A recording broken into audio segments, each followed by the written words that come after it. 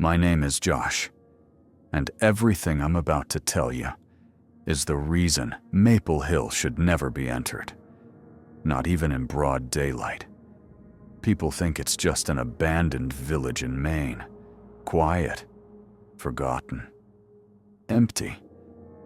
But the truth is, nothing in Maple Hill is dead. It's simply waiting. My brother Tom disappeared there 1 year ago, vanished without a trace. No signs of struggle, no body, no clues. His car was found by the entrance, keys still in the ignition, and that's why I went there. Not for adventure, not for curiosity, but because I refused to leave my brother behind. The moment I walked past the old Maple Hill sign, the air changed. It got heavier, thicker, like I was stepping underwater. The wind stopped. Birds went silent. Even the snow under my boots seemed muffled. And then I saw them. Symbols, carved deep into the trees. Circles with a thin stretched shape inside. A slit. An eye. A mouth. I took a picture, and the photo came out completely black. That's when I felt the first shiver go down my spine. But I kept going. The first house I entered looked normal at a distance. White paint peeling, porch broken. Nothing unusual, until I stepped inside. The dining table was set, plates on every seat. Food dried out into dark, crusted lumps.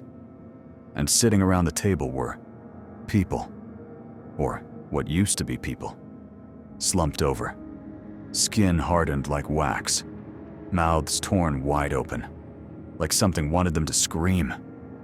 I whispered, "Tom," and right behind my ear, a voice replied, "Help!" Nobody was there. I ran out of the house.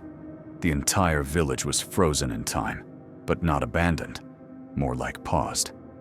Doors open, lights off, chairs knocked over, but no signs of a fight, no blood, no broken windows.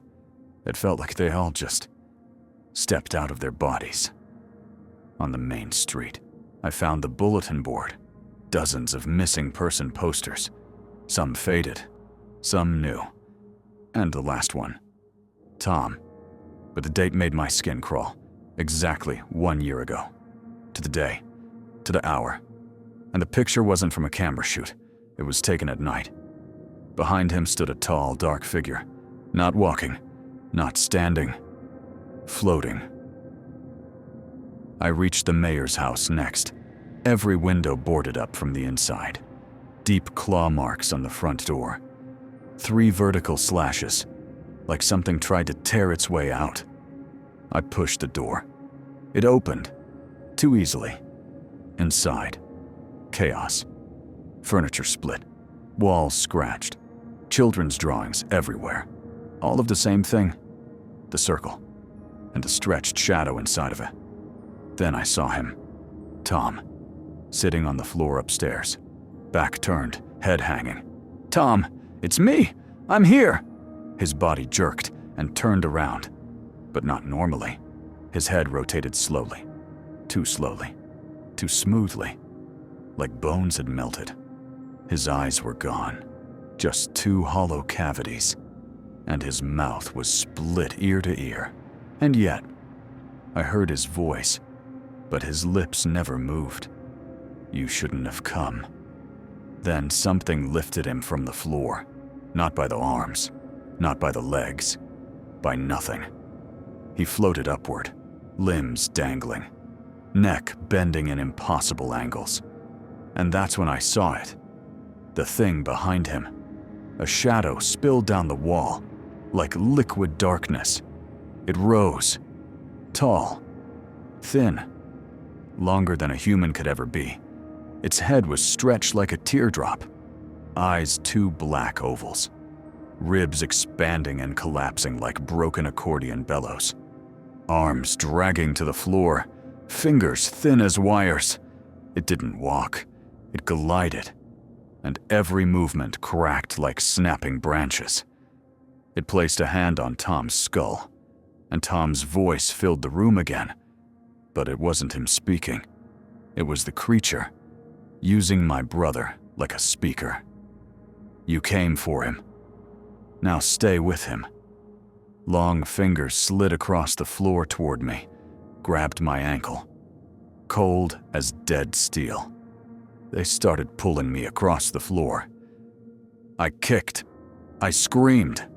I grabbed a shard of glass and stabbed the hand. The creature made a sound I will never forget. Not a scream, not a hiss, but a distorted child's cry played backwards. The grip loosened. I ran. I ran out of the house, out of the village, back to my car. Drove until the forest ended. Called the police. They returned with me the next morning, and Maple Hill was gone. Not just empty. Gone. No houses. No streets. No bulletin board. Just trees. Unbroken forest. As if the village never existed. The officers told me, "Sir, there's nothing here." But I saw it, carved into a tree, the circle, and the stretched shadow inside. The officers left. I stood alone in the silence. Then I heard Tom's voice again. Soft. Close. Inside my head. "You got away." But I can't. I froze. Slowly. I turned to the tree line, and there it was. The creature. Motionless. Head tilted, smiling that torn, impossible smile. And soon, it whispered. Not with sound, with thought. And now, every night, I feel it watching, waiting, counting down.